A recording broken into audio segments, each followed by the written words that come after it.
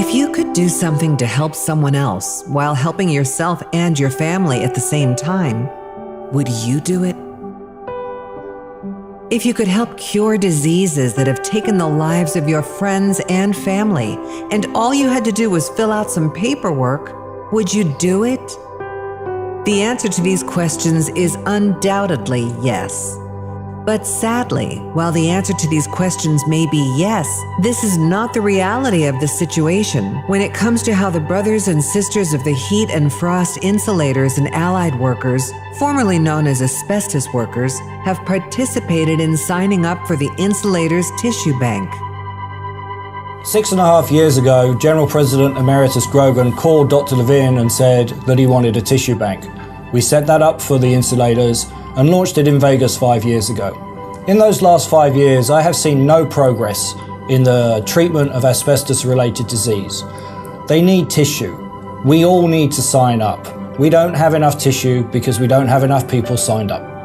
The Insulators Tissue Bank stores biopsy, blood, and other body tissues from HFIAW members and their immediate family who have been exposed to asbestos and other carcinogenic materials.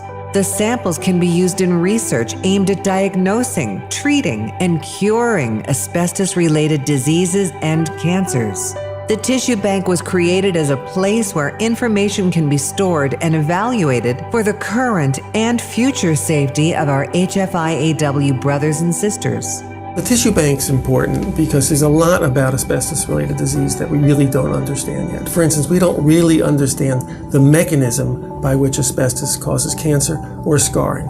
Some of that is known, but not all of it's known. And if we can understand more about that mechanism, that can lead to better treatment for mesothelioma, for lung cancer, and for the asbestos-related scarring diseases of the chest. The reality is, we simply do not have enough people signed up for the Insulators Tissue Bank.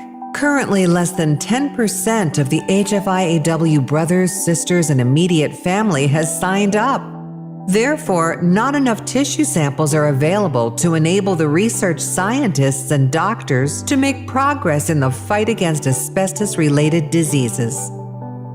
Members can get involved by enrolling in the tissue bank, both for the collection of tissue for asbestos-related disease, but also for getting the CT scans, which many of them have, to go into the Insulators CT library so that the researchers can see the progression of asbestos-related disease. These scientists and doctors are spending their lives researching and fighting the diseases that have a high likelihood of affecting you.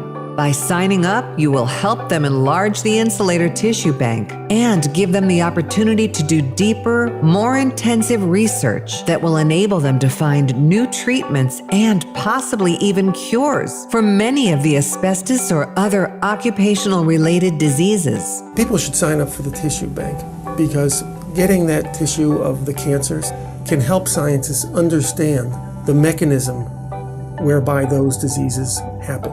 To be blunt, if they don't get your written consent now to collect your tissue samples, your risk and the risk of other insulators dying from an occupational-related disease goes up. If the majority of the Insulators membership signed up for the tissue bank, I think it would make a tremendous difference to lung cancer and mesothelioma researchers. There should be no question as to whether you should do this or not.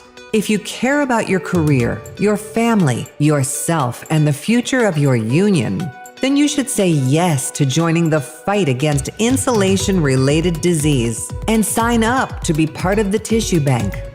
A second action you can take to help yourself and others is to undergo a low-dose CT scan to detect possible lung cancer at an early stage when it can still be effectively treated.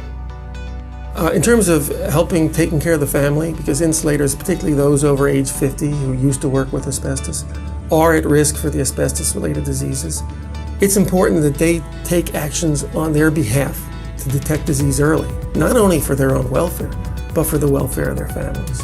As insulators, you and your immediate family are exposed to substances and materials that many people never encounter, and these materials make you and your family susceptible to health risks that you need to proactively fight against.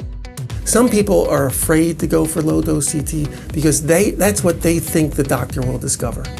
a lung cancer with the kind of cancer they know, which is an advanced cancer. That's not the kind of cancer we're looking for. Low-dose CT is looking for cancer when it's at a much earlier stage, when it's a single isolated lesion that can be removed by the surgeon, after which the person can lead a normal life. So that's the kind of lung cancer that we want to detect early, and we can detect early through low-dose CT scan. And insulators really need to understand that opportunity. You cannot afford to wait until you or someone in your family is sick to begin taking action against these risks. Everyone needs to step up and take action against the possible health threats that you may encounter. It takes more than quality work on a job site to be an insulator. It takes a commitment to your health and the health of your HFI-AW brothers and sisters. It takes a commitment to both your future and the future of our union. I would thank the delegates at the convention, which have done an enormous amount of work to get the membership enrolled, but we're still at 10%, and we really need to do an all-out effort to get the entire union enrolled in this. We're never going to do anything to you. You don't have to give us a leg or an arm. It's just if, God forbid, anything ever happens to you, you're signed up in advance and that tissue will not go to waste.